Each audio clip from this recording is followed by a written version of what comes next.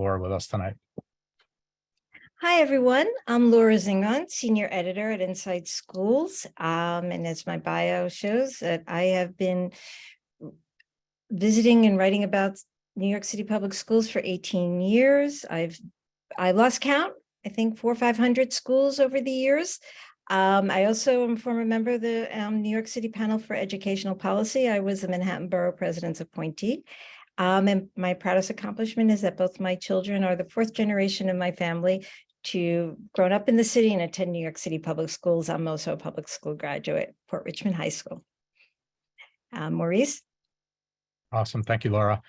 And I'm so pleased to be here tonight with my esteemed colleagues. It's really an honor. My company is NYC Admission Solutions, and obviously we are partnering tonight with Inside Schools. And my background is both in the independent school world as well as with the DOE, where I was on the team that ran the high school admissions process. And I'm also a proud public school parent of a second grader. And I'm so pleased to speak with everyone tonight and introduce the public high school admissions process. So just a couple of housekeeping items. Tonight, we're going to give you a little overview of the process. And I'm going to turn it back over to Laura, who's going to talk about finding the right fit. And then I'm going to talk a little bit about public high school application strategies. We're going to give you some practical next steps, some resources. We do have a Q&A function. We'd greatly appreciate if you could hold off on your questions until the very end, but at the end, we'll take as many questions as possible through the Q&A function. And we do have a special offer for everyone that's attending live tonight, so stay tuned for that. We always, because we're speaking to a lot of 6th and 7th grade families tonight, we always kind of preface this conversation by saying that this information is subject to change based on DOE policies. So it's early.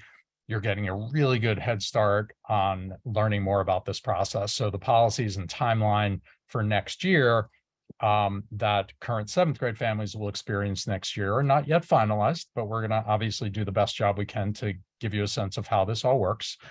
We do encourage you now, it's not too late to use your voice to shape policy now by attending, CEC meetings and other forums where you might have some feedback to give to the DOE on how this program works. We are going to share the recording afterwards, and we greatly appreciate after this session tonight if you would take 2 minutes to fill out a really, really quick 2-minute feedback survey. So after the webinar ends, that should pop up onto your browser. And we'd really, really appreciate your feedback, your honest feedback about how all this went. And just a quick reminder that this information is copyrighted. So Maurice, really quick. can I just interject? Apparently some people didn't hear me, so I don't know. Do people hear me now? If somebody can weigh in the Q&A, some people, I just want to make sure before we get any further. It sounds like looks like yes, they can hear Laura. Okay. Yes. Okay, great. Laura. Okay. Perfect. Thank you very much. Okay. Apologize for the technical difficulties. Thank you, everyone, for your feedback. So if you're applying to New York City public schools, or for that matter, if you're applying to New York City high schools in general, there are a lot of choices to make, right? So tonight, we're going to focus mostly on the public Department of Education process. So I just point that out because as a family, you may be looking at other options, whether they're charter schools, which is a completely separate application process from the process that we're talking about tonight. You may be looking at parochial schools, private schools, et cetera, et cetera. So you have a lot of options, and now is a great time, especially as a 6th and 7th grade family, to get a little bit more clarity about those options and see what might make the best fit for your family. So tonight we're focused only on the public DOE schools and the specialized schools, which are a small subset of the DOE schools. And we always like to say, casting a wide net is a really, really good approach, even as a 7th grade family, even though you might feel like you're sort of coming up upon this process and you're starting to feel the pressure. Now is still the time to cast the widest net possible. And I just put these numbers up really quickly just to give you kind of a sense of the sort of types of broad lists of schools that we look for, particularly by the end of 7th grade. So you can kind of see, especially for the public schools, it's good to have a nice, robust list. And we're going to talk more about how to build your list tonight. But these are just to give you some numbers on what to look for, especially by the end of 7th grade. Another question that we often get are, I'm embarking on this admissions process for New York City high schools. Is my child going to have to take a test? So I just put this up quickly at a glance to give you a sense of the types of tests that your kids might have to take. So there are the specialized high schools for the public schools that require a test. There are some public and some independent schools that have their own tests that you'll learn about in the fall of 8th grade if those schools have them. And of course, again, if you're applying to other kinds of schools, parochial schools, Catholic schools, many of which require the tax exam, and some private schools, not all, but some private schools require the ICs or the SHSAT. So this is just to give you a little flavor for the testing landscape. And I would say there are a few things, just generally speaking, to think about when you're starting to think about applying to high schools. If you're a 6th grade family, now's a great time, the spring of 6th grade, to start to get your feet wet, to dip your feet into, plugging into some key resources. InsideSchools is one of them, to start to explore the school landscape and, again, get a little bit more clarity on what's out there and what could represent a good fit for your family. And I think it's good also at this point for students to know in the 6th grade that they should be focusing on their schoolwork, that there's plenty of time. This is a long process, a long marathon, and the best thing they can do right now is focus on their schoolwork. And similarly, I think at this point in 7th grade, for you rising 8th grade families, we're going to help you hopefully start to develop a preliminary list of schools. Laura is going to give some amazing information tonight about how to do that. I think it's a really good time to start understanding the types of schools within the public system, which Laura is going to cover as well. It's a good time to start thinking about, well, if I am applying to certain schools, like the specialized high schools, should I be thinking about starting to prepare for those exams? It's also over the next 3 to 6 months, not too early to start learning about schools through school events, even events that are open to the public. Performances and competitions and things like that can be really good ways to learn about schools. There are a lot of schools that have recordings on their websites. And to know who your counselor is. I mean, your counselor is going to be a really critical, pivotal piece in this conversation for you and is going to offer you some great support throughout the process. So at least know who that person is.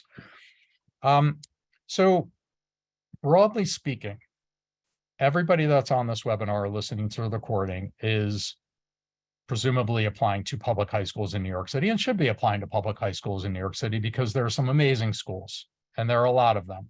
And this process is kind of defined by the fact that it is a citywide choice process. So I always say it's kind of a double-edged sword where on the one hand, it's not kind of like a lot of you like me, where I grew up, where I just went to my neighborhood school in New Jersey, right? I didn't have the luxury of choosing from hundreds of schools across the city. On the other hand, it sort of becomes incumbent upon families to do your research and make the best choices for you and your child. And again, InsideSchools is going to give some tremendous information tonight about how to start doing that. I'm also going to talk a little bit tonight about admissions criteria, how students are assessed, how students are considered for schools when applying to public high schools. And I always like to frame the public high school conversation in terms of 3 major buckets. So we've got the infamous, what I'm going to call the main application, which is the infamous list of 12. Everybody talks about this main application where you fill out your list of 12 and you put them in your order of preference.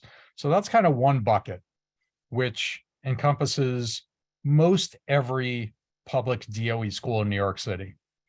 But then you've got 2 other buckets, and I'm going to show you them in a second, where you will likely start to develop 2 separate lists of schools that also coincidentally have 2 separate application processes. So you've got the main application, but then you've also got the application and a separate list for SHSAT schools, which I'm going to show you in a moment if you're interested in those schools. Your child may also be interested in the 9th specialized high school, which is LaGuardia High School, which I always consider to be a 3rd bucket.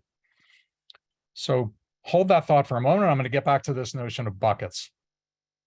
I know that a lot of families have also heard a lot about changes to the process, and it can be very confusing. I mean, even for folks like us that have been doing this a long time, it can be hard to keep track of what's going on a day-to-day basis and year-to-year basis. So I wanted to just really quickly catch you up on what's been going on for this past year's process, and particularly for current 8th grade families that are going through this right now. So the really good news is that now the timeline for applying to public high schools has kind of reverted back to the way it was pre-COVID 3-4 years ago. So the timeline is much more of a quote unquote normal timeline, where students submitted applications by the late fall, by early December, give or take, and they received their results in early March. And as a matter of fact, current 8th grade families, as you might know, are receiving their results in 2 days. So it's a really stressful time for 8th grade families. But what also happened this past year with 8th grade families are that the audition process remained mostly virtual. So students submitted mostly virtual auditions through the application system, which I'll talk a little bit about later. And there was a mix of virtual and in-person events. I think schools are doing a really good job of offering a variety and a lot of options for families to learn about their schools. The other thing that we get a question about a lot is, well, does middle school attendance play a role when I'm applying to public New York City high schools? And the answer is that for the past several years, it has not, nor has any kind of standardized 7th grade test, whether it's a state test, whether it's some other kind of standardized test that your child may have taken, even if you're not in a public school. These are the 3 buckets before I turn it over to Laura that I was talking about before. And she's going to talk about, great ways to start to fill these buckets.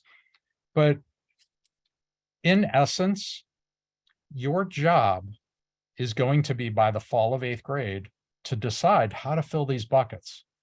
And everybody's going to fill the main what I'm calling the main application. So you may, if you remember a couple minutes ago, I mentioned these 3 buckets. So you've got the main application, which everybody's going to participate in. And that is the infamous application with 12 choices from which you can get up to 1 match. And then as an option, on an optional basis, students can also apply to the SHSAT schools, which I'll come back to a little bit later after Laura speaks. And on top of that, if you're interested in LaGuardia, which is the 9th specialized high school, where you can receive up to 1 or more offers for LaGuardia.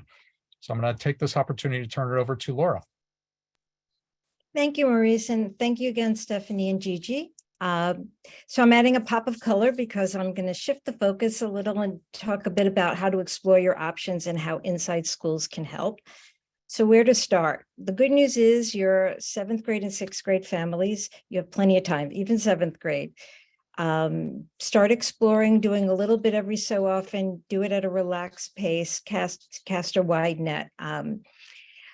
There are a bunch of things you should consider as you explore schools, and Maurice is going to handle the 3, the teal, the pink, and the blue one: geographic priorities, demand, and admissions criteria.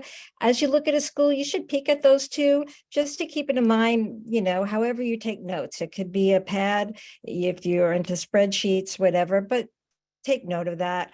You live in Brooklyn and you found a school that's Brooklyn only, great. You found a school in Brooklyn and you don't live in Brooklyn and your child doesn't attend school in Brooklyn, well, maybe keep it on your list and check back in the fall to when the directory is updated to see if that school is still Brooklyn only. Those little things, keep it in mind, but you don't have to spend a lot of time on that when you're exploring your options.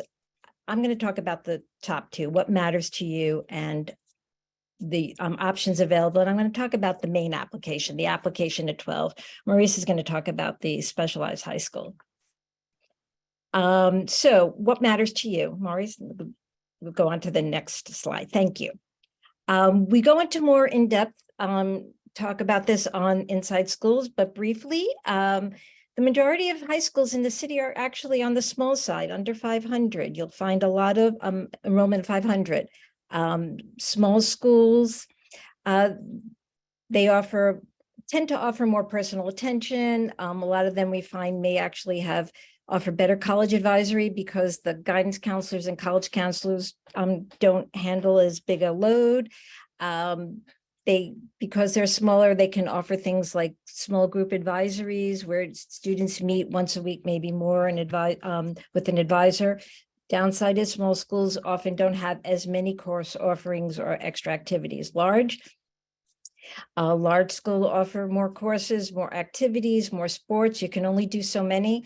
Some kids really thrive in the hustle of a large school. There's still a fair amount of large neighborhood schools in parts of the city. Some students will feel overwhelmed. Just keep that in mind. You have time to think about it. Your child will grow a lot. There's also a small group of schools, mid-size, roughly 700-800 to about 1,400. There are not many of those. Those schools offer the perks of a large school, but are not as overwhelming as a 2,000 plus student school. Fast track or laid back. Some schools really lay on the homework starting in 9th grade. Both my kids have graduated high school. I'll tell you right now, it doesn't matter that they have 4 or 5 hours of homework in 9th grade. So some students can handle it, some can't. I don't think that goes towards rigor. Just be mindful of that. Some schools, they're not really laid back, but they just ease the students in. Maybe they have an hour and a half, 2 hours roughly of homework, 9th grade, 10th grade. By junior year, if you are doing everything right, passing your courses, but you're probably by junior year starting to take advanced courses, college level courses. Maybe you're involved in an extracurricular activity, and by then you're taking a managing role in that. And so you're starting to look at colleges. It gets hectic by junior year. So by junior year, everyone has a lot of homework or should have probably more homework. You don't always have to pick a school that lays it on heavy, but in 9th grade. Tone and environment. Some schools just are very nurturing. It's built into their ethos, their culture, to just meet kids where they are. Maybe teachers open their classrooms during lunchtime for students who don't feel comfortable eating in the cafeteria. They have a very developed advisory group. All the staff knows all the kids' names, little things like that. It tends to be in smaller schools, but larger schools also can do a good job with tone and environment. Commute. This is a citywide process. It is pretty hard to avoid a commute. Some people will be very lucky and live near a school they end up going. Even students who have a zone school and they opt for that zone school, it may not be that close. You may still have to take a bus or so. How long is too long? It depends. Let's say you're aiming for 45 minutes. And there's a school that's more like an hour commute, but it's on just one train ride. The fewer transfers, the easier the commute. If you just have to stay on the same train for another 10, 15 minutes, not a big deal. And what time does school start? Some schools start at 7:45 in the morning. There are some schools that start as late as around 9:30. Essex Street Academy is one of them. The research is pretty clear. The later the start, the better for the student, but it's sort of out of your control. An hour commute is a lot more manageable if you're getting to school at 9 a.m. than getting to school at 8 a.m. And instruction, as you're looking at research, try to suss out what the curriculum is, what the options are. Since the start of the pandemic, schools have really built up their online presence, their websites. Some are still better than others, but really poke around on the websites ahead of visiting the schools in the fall or participating in online open houses. Try to figure that out. Schools should really offer every student the opportunity to take 4 years of math and science. Even if they don't like math and science, they should be pushed a little, and they should give options that appeal to them.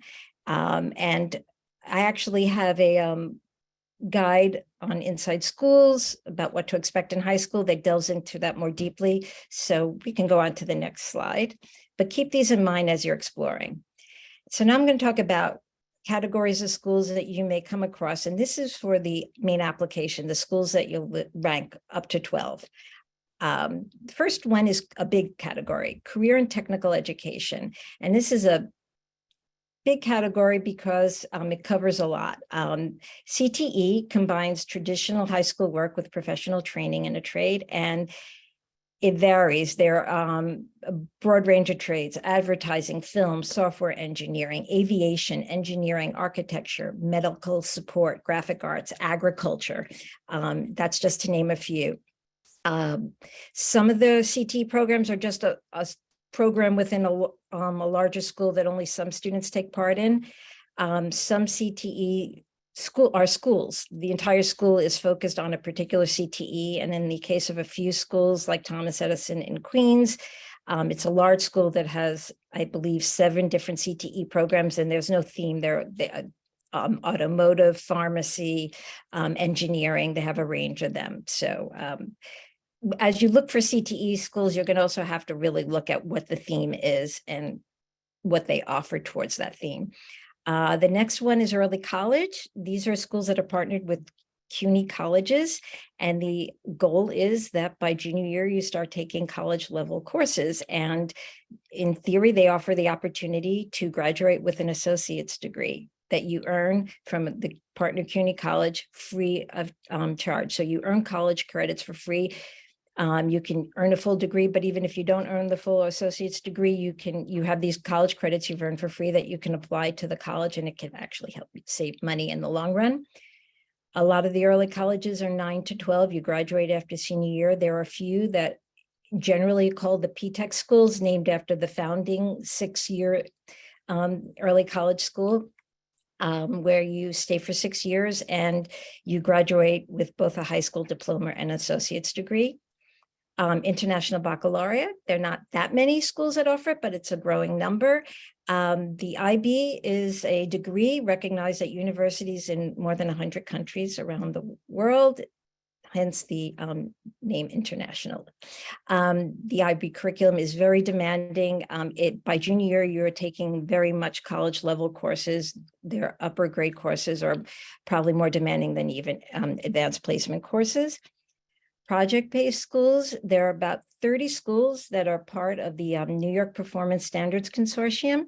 Now, a lot of schools offer project-based instruction, group work, writing, research, those kinds of things. But these 30 schools take it to a whole different level.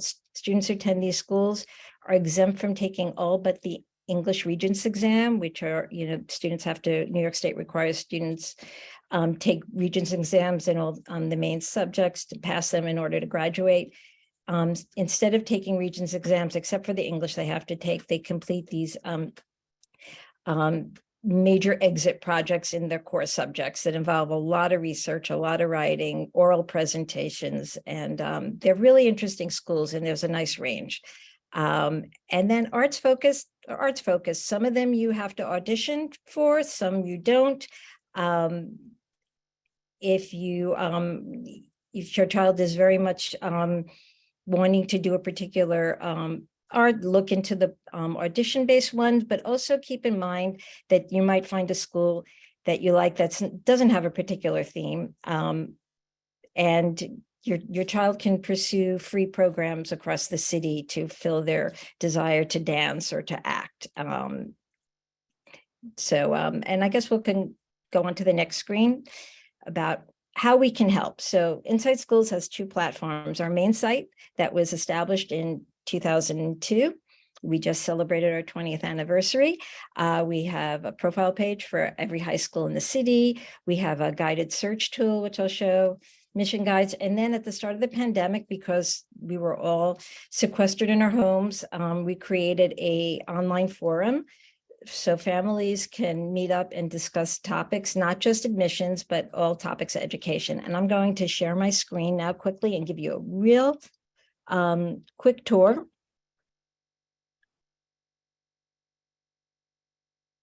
So this is InsideSchools, our main site, 20 years old.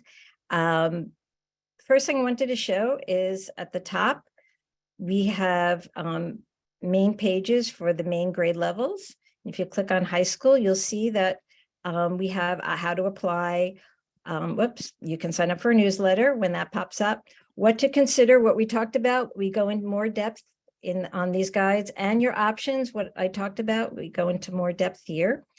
And then we have our guided search, which I won't go through, but if you answer a few questions, you will then get a list of schools that meet the criteria of the questions you answered. And I want to, let me move this down. Also want to show this little person icon up here.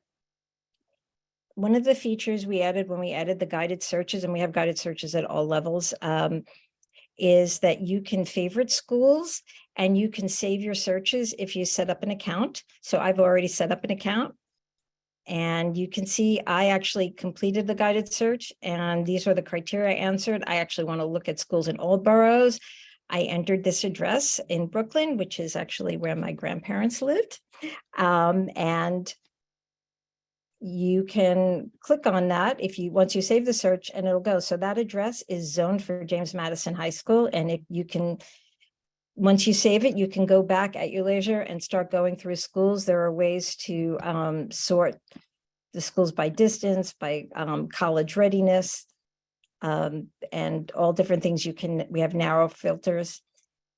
And you can also, as you go through the schools, favorite them. And so one of the schools I favorited was Art and Design, which is one of the mid-sized schools. And I want to point out that Art and Design is an arts-focused school. It is also a CTE school. Some of the programs there qualify as CTE. And so this is a typical Inside Schools profile page. If a school is CTE, we'll have that. We have slideshows. We have written reviews. You can expand and collapse. We have a lot of data, and the data is presented in graph and text form. So whatever is easier for you to read. And we've added a lot of data in the past year, also on college preparation, how many students are filling out the FAFSA form to get financial aid in college, and some other things along those lines.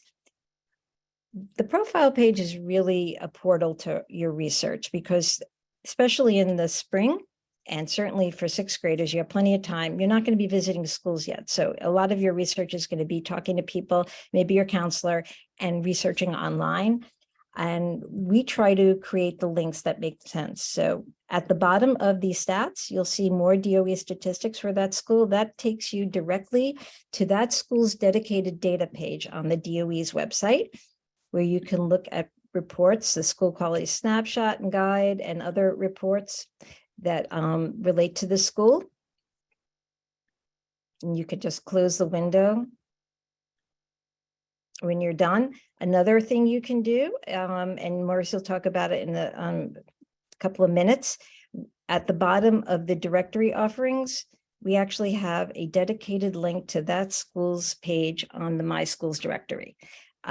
So you look at Inside Schools, you can look at data, you can look at My Schools. I do recommend that you always check My Schools, because that's where you're going to find the definitive admissions criteria. Remember, we talked about geographic priority, admissions criteria, demand, those things you will find on My Schools, and this will be updated before the start of the admissions season for next year, but you can, they'll take you directly to that page. So when you find a school that you're interested in, start at the profile page and then start branching out to all the different other resources. And then, of course, we also have the school's independent website, which is critical to look at. And here's the Art and Design website. So again, the profile page really branches out to a lot of resources, even outside of Inside Schools. And I just want to point out that when you click on resources and you actually click on the word resources, that takes you to even more guides. You can search by high school, and then any guide that relates to high school students will be there. I wanted to point out, remember we talked about things to consider. So this is what to expect in high school. And we go into more, I go in more in depth in the things to keep in mind as you are researching schools. And finally, if you click over here on this apple with a plus inside, that will take you directly to our community forum, Inside Schools Plus, where we have applying to NYC schools forum. You can ask questions about admission, but you can also, look, Gigi posted advertising this webinar, and I did earlier in the week, but we have a poll now. Not a poll, question, what's your advice for parents attending parent-teacher conferences and things along those lines? So you really can talk about education in general and not just admissions. And with that, I'm going to throw it back to Maurice. Thank you very much, guys. And it's InsideSchools.org. Fabulous. Thank you, Laura. Let's see if I can make this work. Okay. All right. Thank you. So Laura gave you some amazing information about utilizing the Inside Schools tools. I'm going to talk a little bit about nuts and bolts of the process, because I know there are a lot of common questions that come up. So we just want to introduce some concepts to you tonight and build on the kinds of things that Laura was mentioning, and then we'll take some questions in a few minutes. So Laura mentioned the My School system. So just so you kind of know what the system is, and if you've been through the middle school admissions process, it's the same system. My Schools, I like to describe as kind of serving a dual purpose. So it's basically serves as the online high school directory, and you can use that now. You don't have to log in. It's publicly available information. And it also eventually, in the fall of 8th grade, serves as the application system, the system through which you will eventually submit choices and register for the SHSAT and register for LaGuardia auditions. And one thing that we always point out with, especially for rising 8th grade families, because I know it could be an anxious time when you're waiting for that login access code in the fall of 8th grade, which you'll get from the DOE, that it's not first come, first serve. So in other words, once the system opens, you truly have until the deadlines to fill out your application and to register for the SHSAT. So of course you want to pay attention to those deadlines, but there's no advantage whatsoever to submitting something as soon as the system opens. But you can go to this website right now and start to search and filter and sort to your heart's content by going to myschools.nyc. And these are just really quickly some tools that I think the DOE has done a great job of enhancing over the past few years to start to sort and filter as you wish based on things that, ways that you're interested in looking for schools.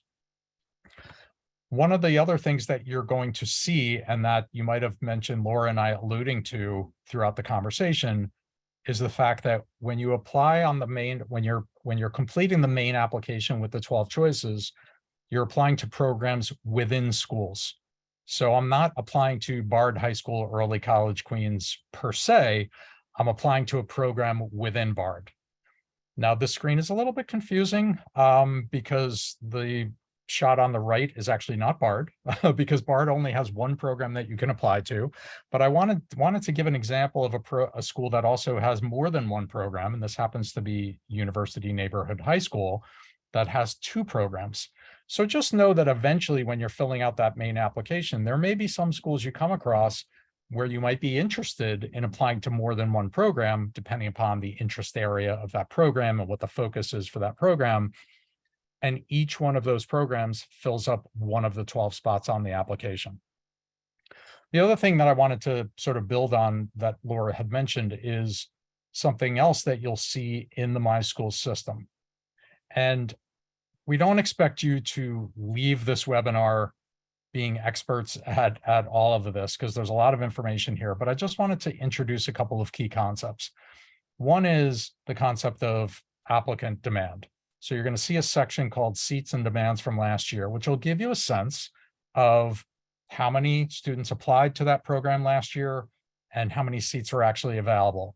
One of the things that I really like that the DOE added this past year was closer to the middle of the page. You can see that they actually tell you how many offers were made to fill a certain number of seats. So there are always a little bit more offers to fill a certain number of seats because there's always some attrition, and the DOE has a very good sense of what yield is going to be for a particular program. The only other thing, 2 things that I wanted to mention on this page as well, and then we'll move on quickly. One is that you'll notice this key stat of applications per seat. We always look for a diversified application. So as you can probably imagine, there are a lot of programs that have applications per seats with really, really high ratios. So some that you'll see at where the ratios might be as high as 20 to 1, 30 to 1, even more than that. So eventually when counselors or whoever you're working with help you develop your application, that's one of the things that they're going to be looking for, is a nice diversified application where you're not only applying to programs that have the highest applicant to seat ratios. The other thing that I want to point out on this page is that for some students with IEPs, you may automatically fall into this separate, what you see at the top of the page, this separate students with disabilities applicant pool. You will know in the fall of 8th grade, or you can know definitively from your counselor whether or not, if your child has an IEP, whether or not your child will fall in automatically to this separate applicant pool. So it's not something you choose, it's something that happens automatically, but there is literally a separate applicant pool for what the DOE calls students with disabilities for every single program in New York City, with the exception of the specialized high schools. Last but not least, and I know I'm blurting out a lot of information here, but again, we'll distribute the recording. There are 2 guarantees that are left in the process. So when we talk about priority groups, because it's also important to know what priority group you fall into when you're applying to a certain program, there are 2 guarantees that are left. One is if I'm applying back to my own school. So if I'm in a middle school that continues to high school and I choose my own school, that is a guaranteed match. Doesn't mean I have to put it as my first choice on the application, but it's a guaranteed match. The other guarantee is if you do not live in Manhattan, because students who live in Manhattan do not have a zoned high school. But if you don't live in Manhattan, you may or may not have a zoned high school. The zone program within your zoned high school is also a guaranteed match.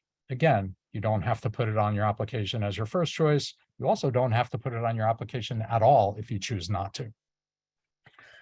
Now, every program that you apply to, including the specialized high schools, has what's called an admissions method. So this is something else you're going to see pretty often when you start to familiarize yourself with the My School system. So what is admissions method? Admissions method is basically tells you how candidates are assessed for that particular program. So you can imagine, as you probably know, this is somewhat analogous to the middle school application process, or at least the way it was several years back when your kids applied to middle school. There are some schools that have some screening criteria. There are some schools that have that are just lottery based. There are some schools, as Laura was talking about before, that require an audition. There are some schools that are zoned. There are some schools that are screened for language, which are geared towards students who have only been living in the US a certain amount of time. There are certain programs that are test, which are the SHSAT programs. So there are a wide variety of admissions methods. And again, we could probably do a whole webinar in each one of these. But suffice it to say that this is something else your counselor will be looking for: diversification, a nice healthy mix of admissions methods, not only applications that represent, all screen programs where your child is only applying to the most selective programs based on course marks, for example. Shifting gears really quickly, because I know there are a lot of questions that come up at this time of year about the specialized high schools. So the specialized high schools, if you remember those 3 buckets, the second bucket was the SHSAT schools. So the 8 schools that you see in front of you, except for LaGuardia, that require the SHSAT. So there's at least 1 in each borough, and those are called the specialized high schools. And they have a separate application process where you register for the test and your kids take the test in the fall of 8th grade. The 9th specialized high school is LaGuardia. So I just separate these out because they are not listed on the main application. And there's a separate registration process in the fall of 8th grade if you're interested in those schools. And just really quickly, SHSAT basics. So again, the registration process for the SHSAT, although I recognize that a lot of students might be already preparing for the SHSAT, and there are a wide variety of ways to prepare for the SHSAT, everything from preparing on your own with a book to taking, really time-intensive and expensive courses and everything in between. And there's no right or wrong answer, by the way. But the registration process is in the fall of 8th grade. When you register for the SHSAT schools, you at the same time choose up to those 8 schools that you're interested in, and you put them in your order of preference. And this has not changed. Eligibility for the SHSAT schools is still based on 3 things and 3 things alone, and that is your score on the SHSAT, the schools that you choose, the SHSAT schools you choose when you register, and the number of offers that are made to each of those specialized high schools. I think it's going to be interesting, by the way, if you're following along what's happening with current 8th graders, that we will learn later this week what the score thresholds are for the individual 8 schools. I can tell you the lowest qualifying score for all of the 8 schools this year is 493. So just to give you a sense of what the lowest score was this year, and the DOE is going to post on their website, if you're interested, later this week, what the thresholds were for each of the 8 schools later this week. So we want everyone eventually to get to 12 choices. And without spending a lot of time on this slide, there's a really important stat that I want everyone to remember. And that is, because you're going to hear everybody say, you got to get to 12 choices. Here's why. This year, and I believe the past 2 years, this is a DOE stat. This is not my statistic. This is a citywide DOE stat. For the students who put down 12 choices on their application, 97% of them got matched to one of their choices on their application. Now that doesn't mean you, as you can imply, that doesn't mean that everybody filled up 12 spots. So there was what that means is that there were a disproportionate number of students who didn't put down 12 that comprised students who didn't get one of their 12 choices.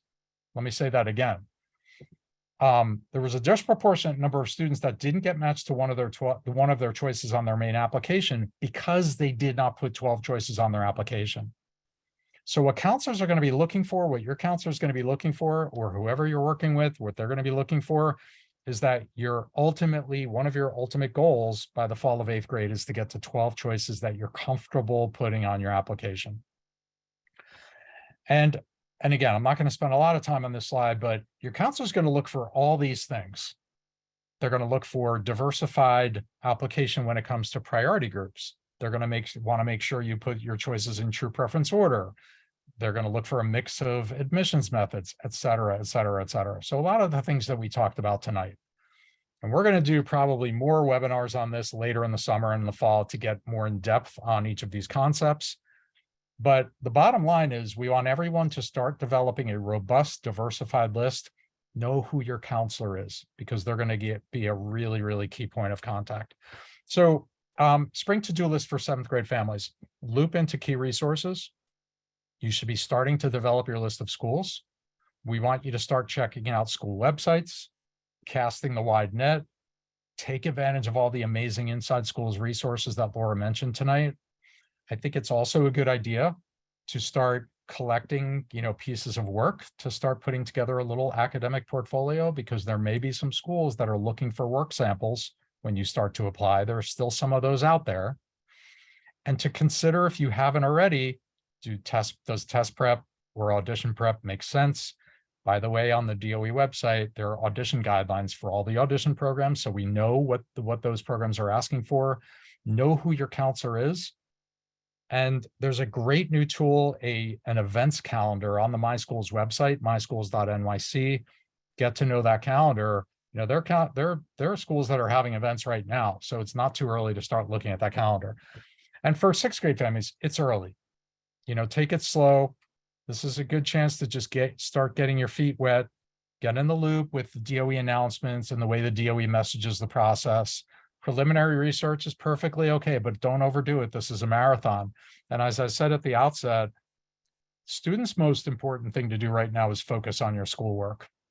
I think it can also be, as much as I love, just like the next person, message boards and listservs and, all these groups that are out there that are giving a lot of information, use your discretion. It can get you really, really stressed out and prematurely, I think, sometimes, especially in 6th grade year.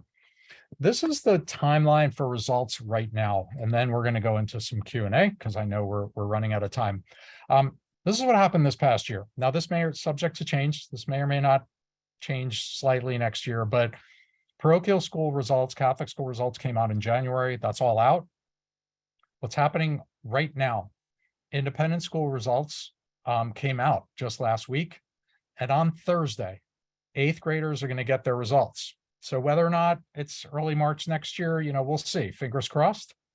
But what happens when results come out is the waitlist process commences. We will cover the waitlist in a whole other webinar. And that's a whole other conversation. Nothing you need to worry about yet, but suffice it to say, there is a waitlist process that usually goes through the summer. And maybe I'll turn it back to Laura, just in case Laura wants to chime in on this slide.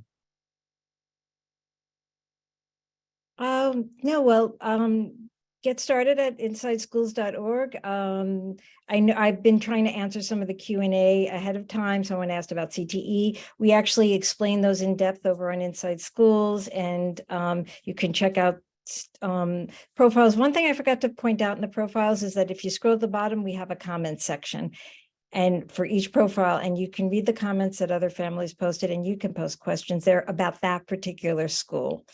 And these other two organizations include NYC and Advocates for Children are amazing organizations that support families with students with special needs.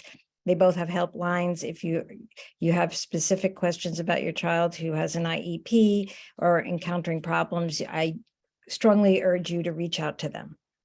Thanks, Laura. And I'll just give my 30-second public service announcement.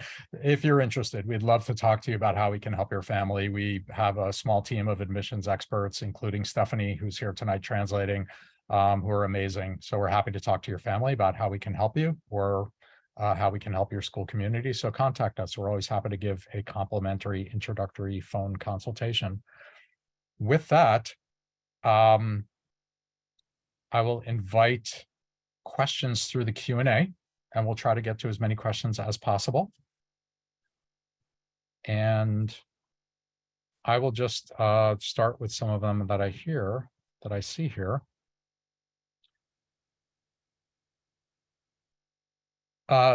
So one question that I see was, for the Kaufman Special Music School, audition and lottery number influence admission. So so for special music school, that is an audition program like all other audition programs, where students are assessed based on the audition. So it's not lottery based, it's based on the audition that students submit for a school like special music school. With SHSAT schools, do you put those in true order of preference? Yes, you do. There is no better way to list the specialized high schools. Will year 7 state testing and grades count for high school after next? So this is all subject to change, and per DOE policies, if I had to take a guess, I would say that state testing will still not play a role, but we don't know yet. And course marks, as of the latest iteration of the high school process, do count from 7th grade, final 7th grade course marks. But again, we'll see what the DOE has in store for us in the fall. My son has an IEP, but he wants a specialized high school. Is that possible? Absolutely possible. I'm a little worried, but we're working hard to get it. Yeah, absolutely possible, for sure. My older one is at art and design, and the commute time is hugely important to consider. I'm not sure what the question is. Feel free to enter the question if you'd like. Do schools offer open houses in the spring? Unfortunately, there aren't a lot of public schools that offer open houses that are specifically geared towards 7th grade families in the spring. However, every once in a while, there are some. There aren't a lot of them, but there are some. And I think the My Schools calendar is a great resource. I would also encourage you to look at recorded open houses on school websites, and to consider going, like I mentioned a few minutes ago, to consider going to some events that are open to the public at schools, that are not formal admissions events, where you can see a school in action. Any other, Laura, please feel free to chime in at any time. Back in the day, some schools did have spring, but not since the pandemic. You look online for open houses, and I have a feeling there'll be even more in person next year, but I think it's great that a lot of schools are offering both, because when it was only in person, they would often fill up, or it was just too hard working and picking up younger kids. And so having the online option is great, and they typically are recorded, and you can watch them from last year. You'll want to watch them, the new ones that they present in the fall, because some things may have changed at the school. But that's part of the research you can casually do over the next few months. And remember, each profile page on Inside Schools has a link to the school's website. Great. Great. Please forgive me because I'm going to try to go through these pretty quickly. So do college credits apply to any college? And the answer is not necessarily. It depends on the college.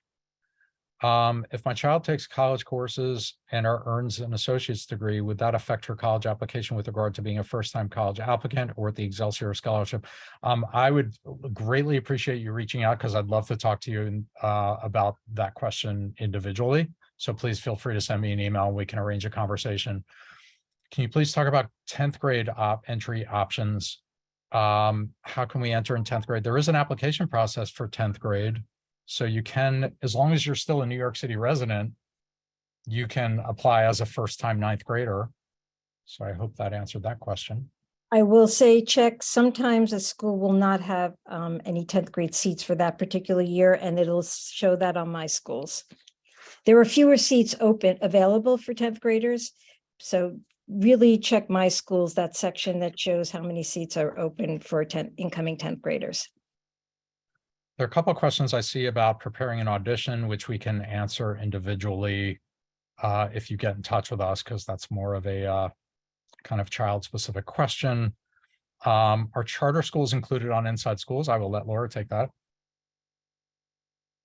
Yes, they are. We have a profile of every free publicly funded high school in New York City, including Hunter, which is neither charter nor DOE, and the only entry grade is 7th, so it doesn't matter. I do see, actually, my former colleague, Jackie Waynes, asked a question about ed-op schools.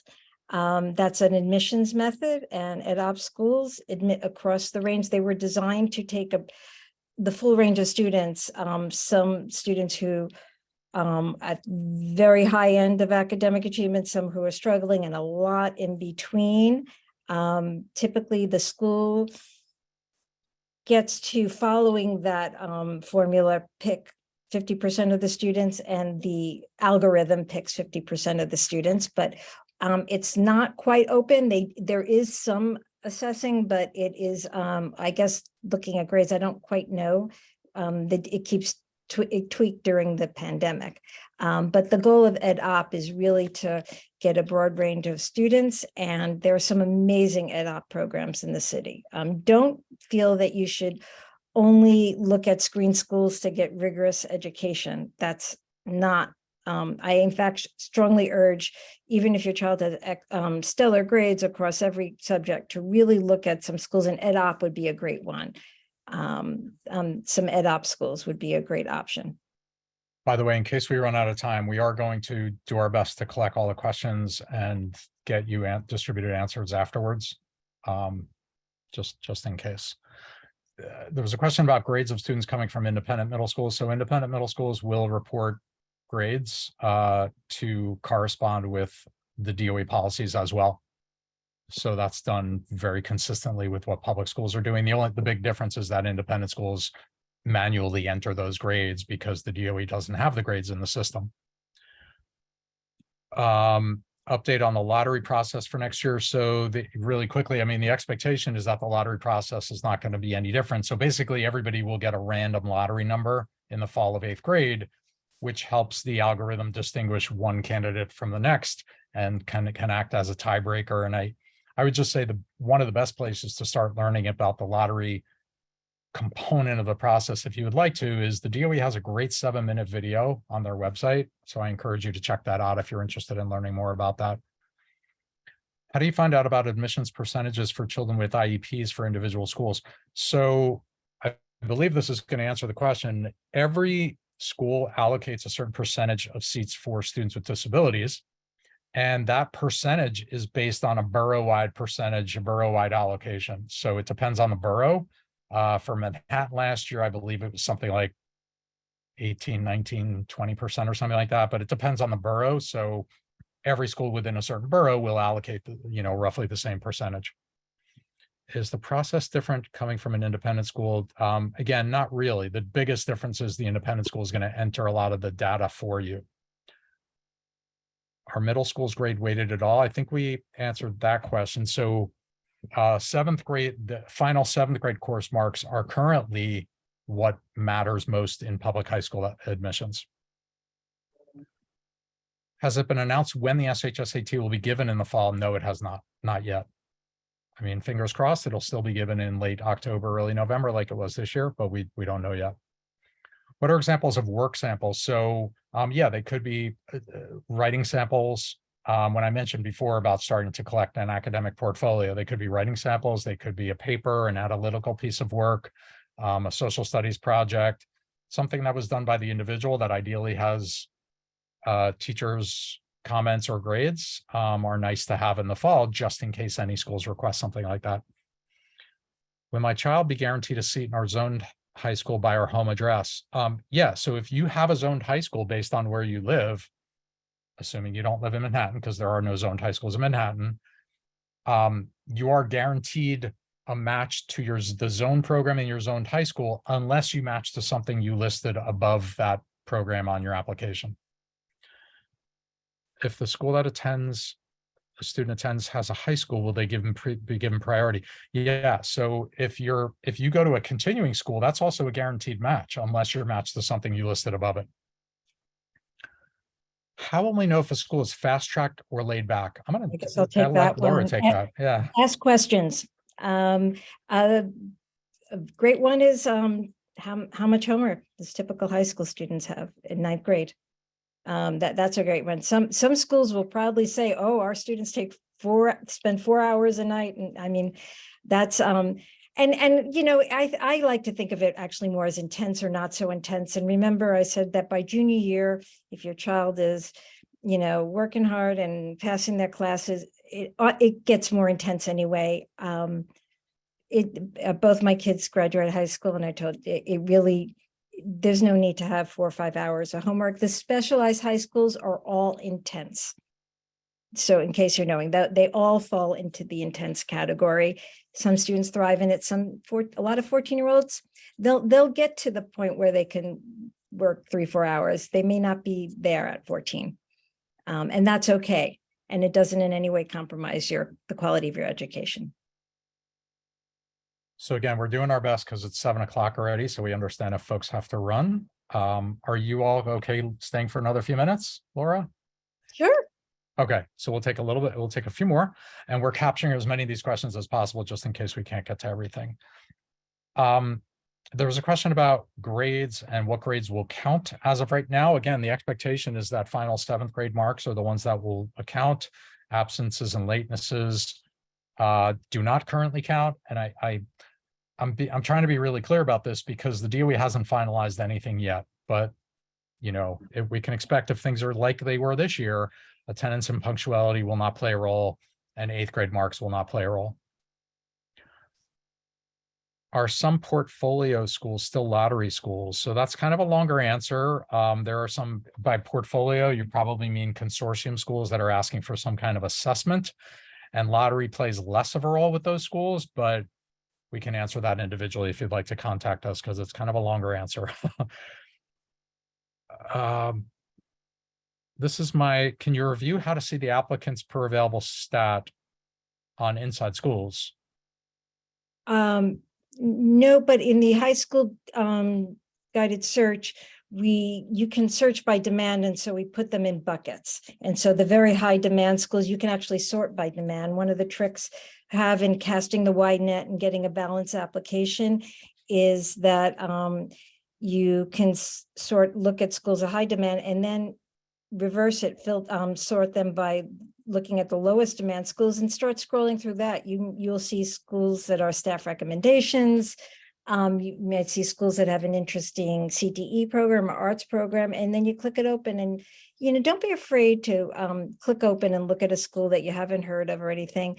There's no harm in it. Again, cast the wide net. You'll have in the fall, you can whittle it down. Now start adding to the big bucket of schools you're research. Look at 30 plus schools now and whittle it down, not all at once, a little, every week or something.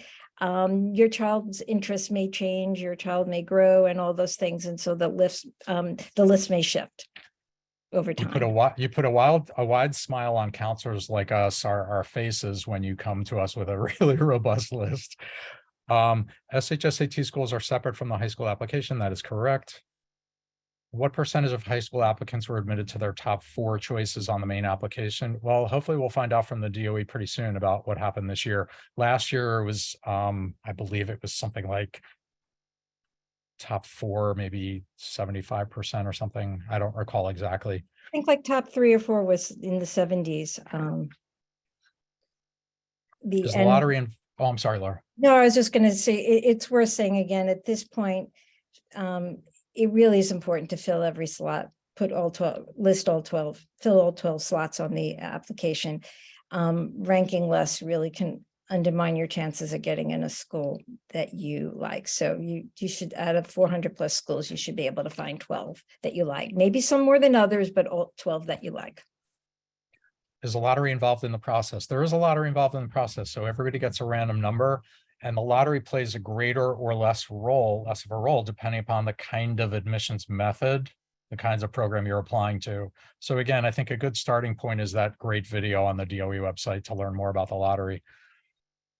Can I just rephrase that? I'll just add to that. There's no way to game the system or anything, but if you find out that you have, I guess it's a high lottery number, that would be the one where a lot of kids have a better lottery number than you or something. Schools that ask you to do something, that look at something, a screen school that asks you to submit sample work or something, it doesn't totally negate the lottery number, but it lessens its impact a little because the school is also looking at something else. Schools that do not look at anything, the lottery number has the biggest impact. And you should have some of those schools in your mix too, but. Yeah, one of the things that we like to do is help families optimize their list based on what their lottery number is once they get it. So that's something you should ask your counselor, if nothing else. Is it generally true that screen schools will lead to a higher caliber program? I would say no. No, it depends on the school and the program and the child. Not necessarily. Are some portfolios, oh, sorry, I think I answered that already. Blah, blah, blah. Thanks for asking about my fees. You can please contact us. So we're happy to have a complimentary introductory phone call to see how we can help you. Will first semester 8th grade grades be a criterion? I mean, they haven't been. So I think the expectation is that they won't be, but we'll see how that goes. Can you get an offer from more than one specialized high school? Example, Brooklyn Tech and Brooklyn Latin? No, you can't. You can only be eligible for up to one offer from the SHSAT schools. There was a question about moving to New York City. Please contact us because usually there are a lot of individual kind of circumstances related to that, but I'm happy to talk to you about that. Does a 504 fall under IEP and will kids get special testing accommodations? Yes, students will get testing accommodations according to their 504, but no, a 504 usually does not qualify a student to be in the separate students with disabilities applicant pool. If there are multiple programs at the same school, each one of those programs would be one of the 12, correct? I've heard of situations where students don't get a match even when they included 12. It doesn't happen much. It's possible, but it doesn't happen much. And what happens in those cases is that the DOE, it's called a manual placement process, and they give you a school that's presumably close to home that has seats. So obviously that we want to avoid that situation.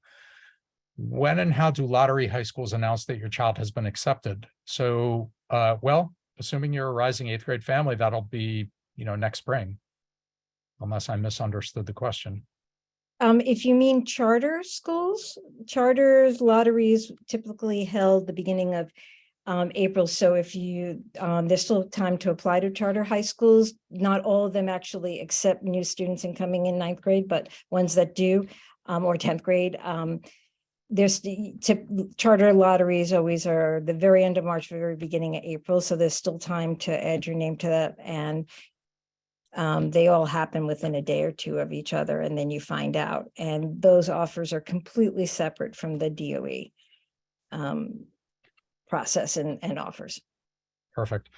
Sorry, I'm going fast, but I want to go through as many of these as I can.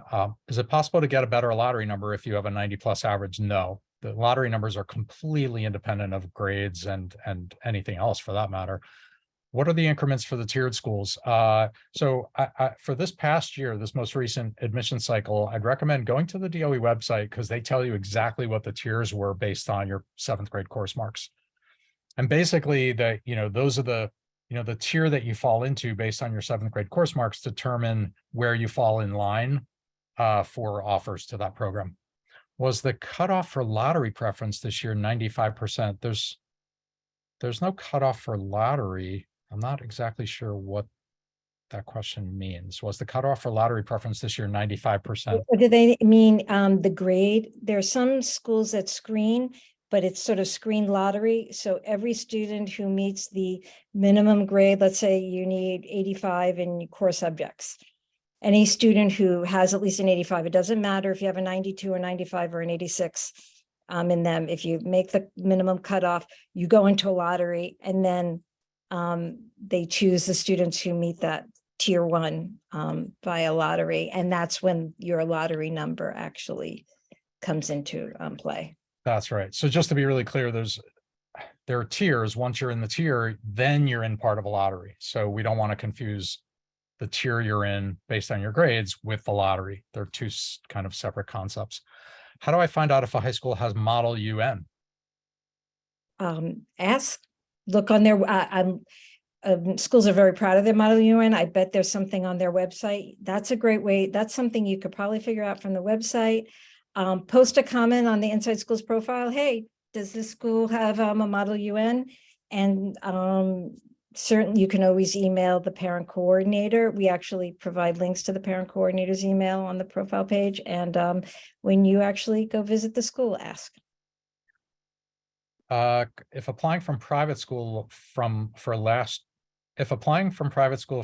year, will DOE receive the access code to apply for public high school? So if you're in a private school, I hope I'm getting this right. If you're in a private school, you're going to get an access code for the My School system in the fall of 8th grade. And it's going to be different than an access code you might have been given for your middle school application. And as far as where to find your counselor, I would ask the head of your school or a dean or somebody in your school who typically helps families with the high school admissions process, because there normally is someone. And you can always, if you can't get help from the school, you can always go to the Family Welcome Center, reach out to them, and they can help you with access code for My Schools in the application. So that's always an option. Hopefully someone at your school will help you. But if you don't get the help you need, you can always reach out to the Family Welcome Center. That's right. How can you arrange an informal visit? Can the kids visit the SHSAT schools? Yeah, so the SHSAT schools have events for anybody in the fall, and they have events for accepted students after offers go out. As far as informal visits, that's really kind of a school by school thing. Some families are successful doing that. Other families are not so successful. But like I said, there are typically events that are open to the public. It's not a private tour per se, but there are events that are open to public that you can certainly take advantage of. If you have a good reason for asking, you can always reach out to the parent coordinator.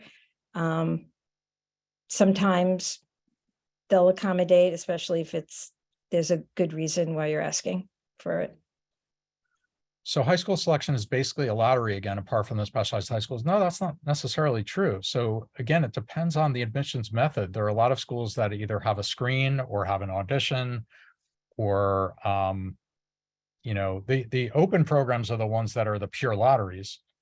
Some of the schools might use a lottery for part of their process, but not all of their process. So it's not just one big lottery.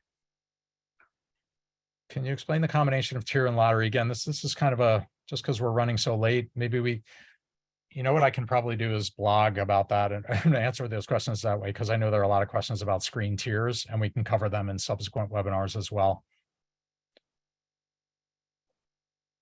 There's some questions about moving to New York City. Again, contact us individually and we can talk about your individual circumstances.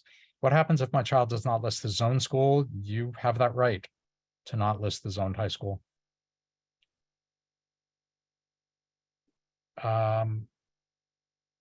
Yeah, there are no more district priorities. So, several years back, some schools had district priority, That is a thing of the past. So you will no longer see schools that have any kind of district or catchment area priority. That doesn't exist anymore. There's still some borough priorities, but no more district. Correct. Do all schools look at grades and test scores? No, so only screen programs pay any attention to course marks. And nobody pays any attention to test scores except the specialized high schools for the SHSAT. And actually, some screen schools don't look at grades, they look at sample work or something else. So you have to, when you see screened, you have to take a further look and see what the screen is. Some schools are screened, but you don't do anything, you apply, and if your grades make the cut, then you're considered. Some schools you actually have to do something, submit something, or. So it's 7:15. I did my best to capture the remaining questions, but I know there are a lot of questions. So with everyone's blessing, maybe we'll wrap it up and handle questions afterwards. And we'll be sharing the recording of it, and we'll certainly share it on the Inside Schools blog, and people can post questions there, and on Inside Schools Plus if you join.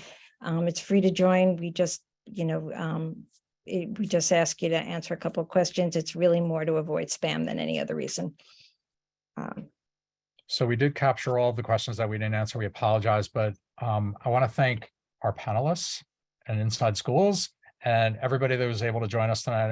I know that there's a busy time. There's a lot going on. So we greatly appreciate your patience and attention, and hopefully we'll get to speak with you personally soon. Take care, everyone. Everyone. Thank you for coming.